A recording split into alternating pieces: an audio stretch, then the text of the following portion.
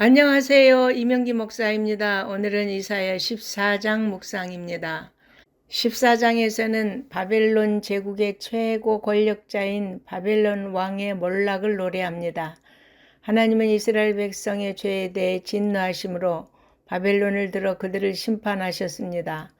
그 결과 나라는 망하고 이스라엘 백성은 본토를 떠나 포로로 끌려가 이방의 압제 아래 살게 되었습니다. 아수르처럼 바벨론 제국은 하나님의 진노의 몽둥이였습니다. 그런데 아수르 왕과 마찬가지로 바벨론 왕은 자기의 교만과 욕심으로 나라들을 정복했고 폭정과 억압으로 열국을 지배했습니다. 그래서 하나님은 심판의 목적을 이루신 후에 다시 언약 백성을 긍휼히 여기셔서 바벨론을 치시고 자기 백성을 약속의 땅으로 돌아오게 하실 것입니다. 이러한 본문의 예언은 이스라엘 백성들이 BC 538년 고레스의 포로 귀환 칙령에 따라 이듬해부터 제3차에 걸쳐 본토로 귀환하고 선민의 나라를 회복함으로써 성취되었습니다. 바벨론 왕의 교만은 심지어 하나님의 자리에까지 서려고 했던 반역적인 것이었습니다.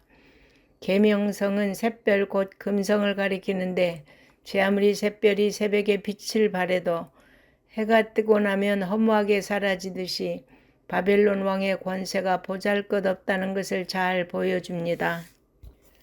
실제 바벨론의 영광은 지극히 짧았습니다. 갑자기 일어나 온 세상 나라를 정복하고 그 찬란한 영광의 빛을 발하였지만 불과 한 세기도 지나기 전에 멸망함으로써 그 빛을 완전히 상실하고 말았습니다. 바벨론 제국을 건설한 느부갓네살은 금으로 자기 신상을 만들어 세우고 사람들로 그 앞에서 경배하게 하는 등 자신을 신격화하는 일에 열을 올렸습니다. 다니엘 세 친구는 느부갓네살의 금 신상에 경배하는 것을 거부했다가 불못불에 던져지는 일을 당하기도 했습니다. 그러므로 하늘 높이 올라가 가장 높은 신과 같아지려고 했던 바벨론 왕은 오히려 수월 맨 밑에 떨어질 것입니다. 바벨론 왕의 비극은 죽음으로 끝나지 않았습니다. 그 후손들의 이름이 후세에 다시 언급되지 않고 그의 존재 자체가 영원히 잊힐 것이기 때문입니다. 교만한 자가 누릴 은혜는 없습니다. 하나님은 교만한 자를 대적하시고 겸손한 자를 높이십니다. 우리는 하나님 앞에서 겸손하고 경건하게 살아가야 합니다. 본문은 아수리에 대한 예언입니다.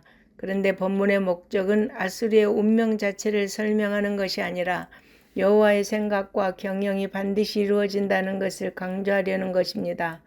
아무리 대제국의 세력이 커 보여도 하나님의 섭리 아래서 하나님이 세상을 다스리신다는 것입니다. 그래서 하나님은 당신의 계획을 따라 장차 제국의 세력들을 완전히 내려앉게 하시고 그 백성을 구원하실 것입니다. 그러므로 세상의 세력을 의존할 것이 아니라 하나님을 두려워하고 하나님을 의지해야 합니다. 블레셋에 대한 심판 예언은 아수르의 멸망에 대한 선고와 무관하지 않습니다. 하나님은 침략자의 죽음으로 인하여 기뻐하게 될 블레셋을 향하여 그 침략자보다도 더 강하고 잔인한 자가 일어나 블레셋을 완전히 멸망시킬 것이라고 예언하고 있습니다. 일반적으로 여기서 블레셋을 치던 막대기는 디글랏 빌레셀로 추정되며 독사와 불뱀은 사르곤과 산헤립으로 추정합니다. 이 예언은 결국 사르곤과 산헤립이 블레셋을 침공하여 멸망시킴으로써 성취되었습니다. 이때 블레셋은 모든 성이 함락되어 완전히 멸망한 반면 유다는 비록 다른 성읍들은 다 함락되었어도 수도인 예루살렘만은 함락되지 않았습니다. 또한 유다는 예루살렘을 포위하고 있던 아수르군을 격퇴하고 그들이 버리고 간 식량으로 그동안 굶주린 배를 채우고 평안히 안식할 수 있었습니다. 선지자는 마지막 절에서 오직 피난처 대신 하나님께 피하고 의지하는 자에게 참된 구원과 평안이 있음을 말씀합니다.